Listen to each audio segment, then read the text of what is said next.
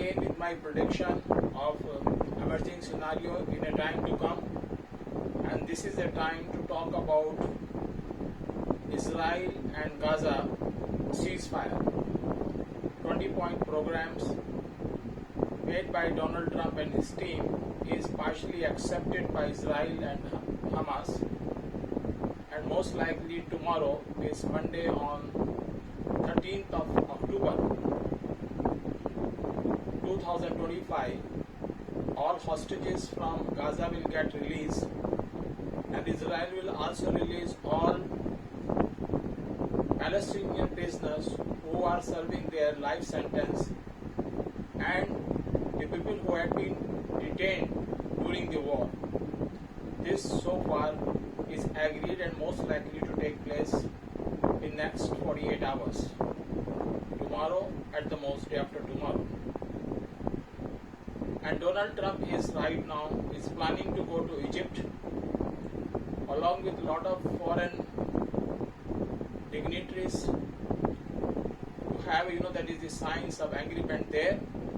And from there, Donald Trump will fly to Israel, where he will speak not to the cabinet of Netanyahu, but also the whole parliament there, to push his case and to make more people to get convinced for his program, for 20-point program.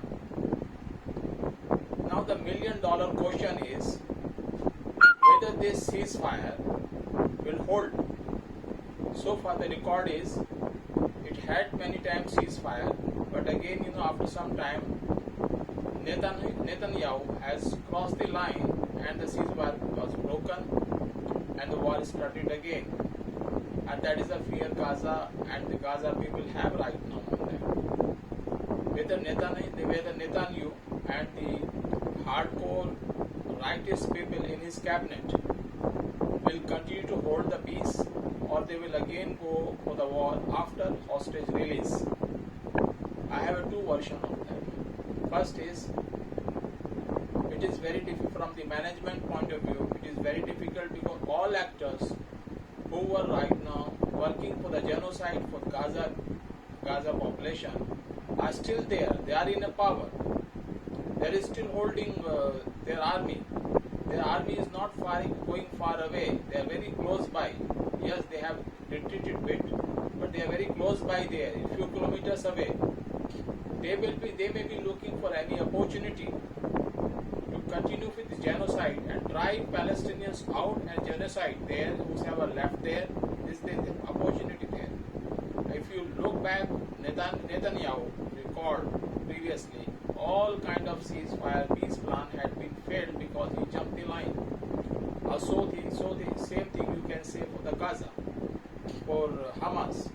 They are also not very follower of the rules. They also cross the line.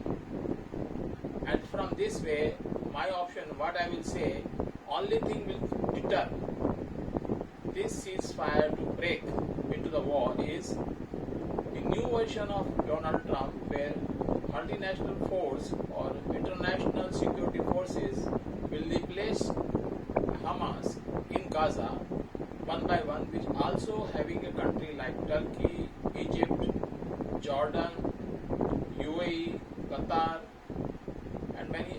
So it will be a deterrent for Israel as well as for Gaza, for Hamas, not to start a war. Because this is called war can spread further if Turkey and Egypt jump into the war because their army is there. Then it will be a much bigger war than what it is happening now. So this may be a deterrent, and that's what Donald Trump has smartly made situation like this. But other version is Donald Trump also made another smart version.